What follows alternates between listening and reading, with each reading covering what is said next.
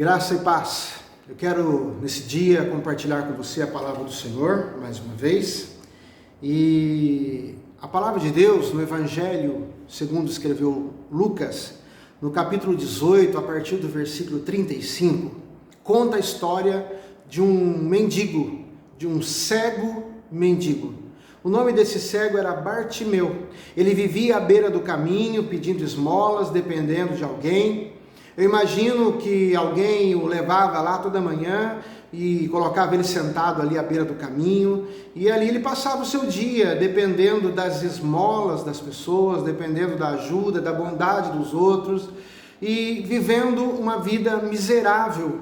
E é interessante que o versículo 35 fala exatamente isso, que ele estava sentado à beira do caminho, pedindo esmolas. Eu queria que você pensasse na beira do caminho agora, não como um lugar, um barranco, mas como um sentimento. Existem muitas pessoas que não são cegas e nem precisam mendigar nada, mas elas vivem à beira do caminho. A beira do caminho significa estar à margem da sociedade, à margem da vida. Talvez é o lugar do desprezo, porque as pessoas quando estão bem, elas dizem, eu estou no caminho certo. Não é assim que as pessoas falam? Mas aquele homem vivia à beira do caminho. Ele não tinha acertado na vida ainda, o seu estado o levava a viver à beira do caminho. À beira do caminho pode ser um sentimento de desprezo, um sentimento de que alguém vem passando há muito tempo e por isso se isola na beira do caminho. Vai se isolando, não se mistura, não acha oportunidade no caminho, então vive à beira do caminho. Quantas pessoas vivem assim? Apesar de ter dinheiro, ter saúde, mas elas vivem à beira do caminho, elas nunca experimentaram o melhor dessa terra, porque o melhor dessa terra está no caminho, que é Cristo. Esse homem vivia ali há tanto tempo, até um dia que passa por ali Jesus. É interessante que o versículo 36 está escrito assim, ouvindo o tropel da multidão que passava, perguntou o que era aquilo. É claro, ele era cego, mas ele ouvia muito bem.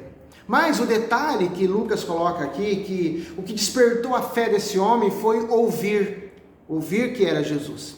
A palavra de Deus diz que a fé vem pelo ouvir, e ouvir a palavra de Deus.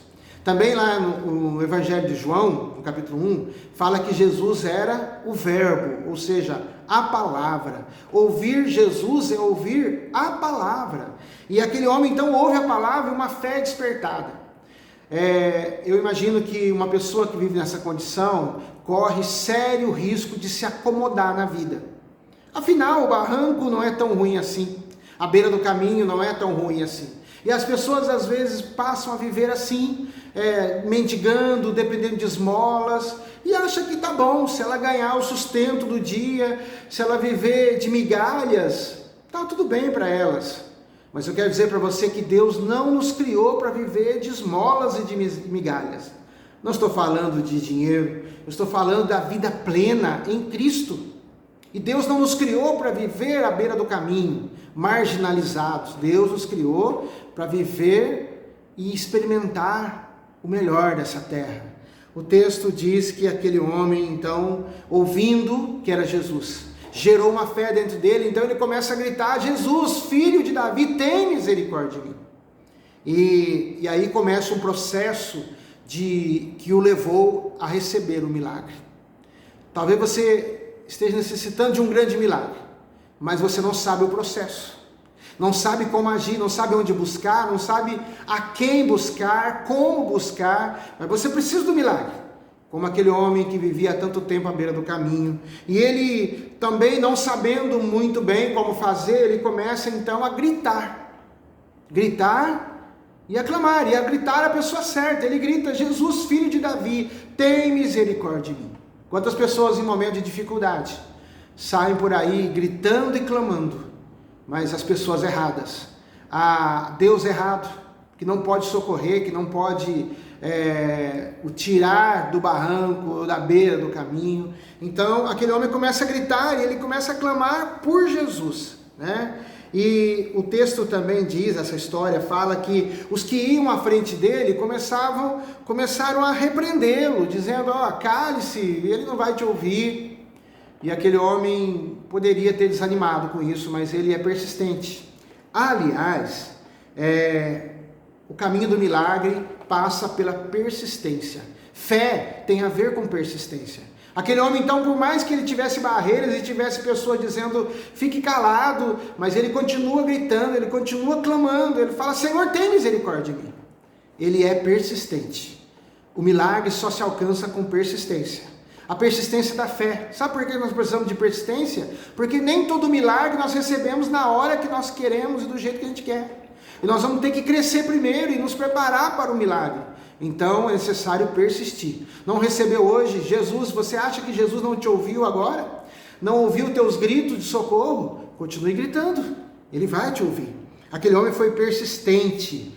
Ele entende que para alcançar objetivos elevados na vida, ele precisava ser persistente. Os campeões sempre superam os obstáculos extremos, os mais difíceis. Mas aqueles que conseguem vencer por persistência, esses são os verdadeiros e os grandes campeões da vida. Ele venceu a si mesmo e aqueles que não queriam a sua vitória. Buscar o milagre do Senhor é lutar contra nós mesmos, né? Primeiro ele teve que lutar com uma fé que estava nascendo, era uma fé pequena ainda. Mas ele também teve que lutar com pessoas, contra pessoas e situações que não queriam a vitória dele. Existem pessoas que não querem a sua vitória. Por isso, você precisa buscar a pessoa certa, contar seus problemas, sim, mas para as pessoas certas, pessoas que querem compartilhar, que compartilham da sua mesma fé, que amam o seu mesmo Deus. Quando você compartilha algo com alguém que não tem a tua fé, eles vão zombar da sua fé, eles vão duvidar do teu sonho. Então aquele homem, ele vence as pessoas e as circunstâncias, ele continua gritando por Jesus. Clame, grite por Jesus, né? Sabe que também aprendemos nesse texto que muitas oportunidades na vida, elas são únicas. Quando Jesus passa por Jericó, ele já estava indo em direção a Jerusalém. Ele iria morrer na cruz e fisicamente nunca mais ele passaria por ali. Então era a última oportunidade daquele cego. Oportunidades na vida não podem ser desperdiçadas. Ele não tinha a visão, mas ele tinha audição, então ele entendeu: eu tenho uma oportunidade, eu preciso buscar o Senhor, eu não posso perder essa oportunidade. Ele não deixou para depois. Tem muitas pessoas que têm a oportunidade de hoje encontrar com Cristo e ter uma vida melhor, mas ficam protelando o encontro com Deus, dizendo: em outra oportunidade, em outro momento. Existem oportunidades na vida que são únicas, nunca mais elas voltarão.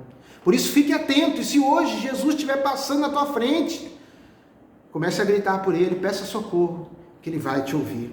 Aprendemos também nesse texto que querer é o primeiro passo para a solução do problema. Veja que Jesus pergunta para ele, no versículo, Jesus pergunta para aquele homem: você quer ser curado? Você quer ser curado?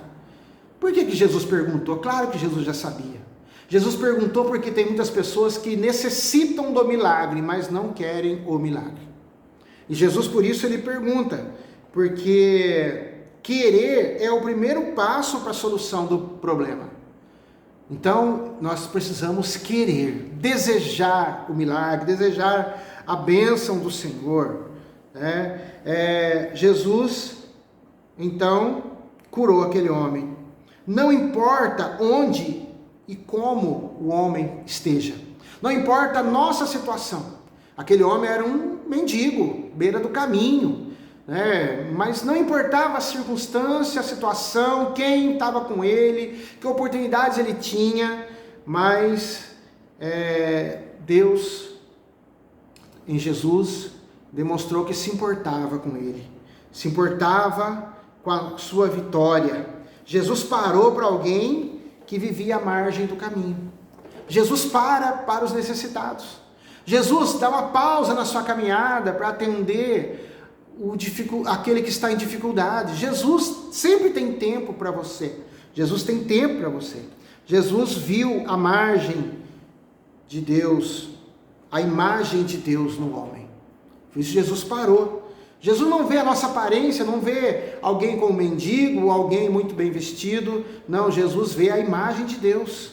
Jesus nos vê por dentro e Ele vê todas as pessoas da mesma forma. Jesus então curou espiritualmente aquele homem. O texto fala que o homem foi curado e restaurado integralmente. Foi curado o seu espírito, a sua alma, e ele recebeu ali um senso de valor, o seu corpo, e passou a enxergar. A palavra de Deus termina dizendo assim, que, versículo 43, imediatamente tornou a ver, e seguia Jesus estrada afora, né? O versículo 42 diz assim, então Jesus lhe disse, recupera a tua vista, a tua fé te salvou. Jesus não somente curou o físico dele, Jesus trouxe salvação. Aliás, a salvação é mais importante do que uma cura física. Nós procuramos Deus nas nossas dificuldades, nós cremos em milagre, mas sabe de uma coisa? A salvação é o maior milagre que Deus pode fazer na vida de uma pessoa perdida. É a salvação da alma. E Jesus nunca faz nada pela metade. Jesus, o texto diz assim, então Jesus disse, recupera a tua vista, a tua fé te salvou. Porque o milagre de Deus é completo. Deus não quer apenas sair curando pessoas nos hospitais. Deus quer curar pessoas nos hospitais, mas também quer salvá-las do fogo do inferno. Jesus quer salvar vidas também. Jesus curou espiritualmente. Aquele homem então ganhou um ideal. Quando nós andamos com Cristo, nós ganhamos agora um novo ideal, um novo propósito de vida, uma nova história começa a ser formada em nós. E o texto encerra dizendo, imediatamente tornou a ver e seguia-o, glorificando a Deus. Em outra versão vai dizer, seguia Jesus estrada fora. O homem que vivia à margem do caminho, à beira do caminho, termina agora no caminho, porque Jesus disse, eu sou o caminho, a verdade e a vida. Agora ele está seguindo Jesus. E quem segue Jesus não vive à margem, não vive à beira do caminho, ele vive no caminho. E o homem, depois de ser curado, ele não voltou para a sua vida velha. Agora ele quer vida nova. E a vida nova só Jesus pode dar. E agora ele quer vida nova em Cristo. Ele seguiu Jesus. Você pode desejar um milagre, mas sabe? A melhor coisa para a sua vida é seguir Jesus, independente do milagre. Pense no milagre que você precisa, que eu preciso, apenas como consequência de alguém que segue Jesus caminho afora. Que não fica estacionado num barranco da vida, esperando que tudo caia do céu, mas reage e vai até Jesus, busca Cristo, busca a solução. É isso que Deus quer para nós.